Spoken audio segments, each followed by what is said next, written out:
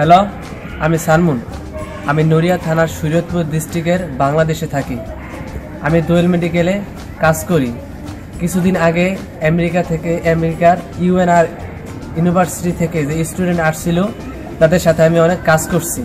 তাদের সাথে কাজ করে আমি নতুন অভিজ্ঞতা লাভ করছি, অনেক কিছু জানতে পারছি। জন, টেস, ড্যানি, অ্যাশলি, লেক্সি এবং কাউসার ভাই সহ আর অন্য অনেকে আছে। তাদের সাথে আমি কাজ করে আমি নতুন কিছু শিখতে পারছি। আমি এখনও দোয়েল মেডিকেলের মিডিয়াতে কাজ করি, কারণ দোয়েল মেডিকেল ইজ বেস্ট।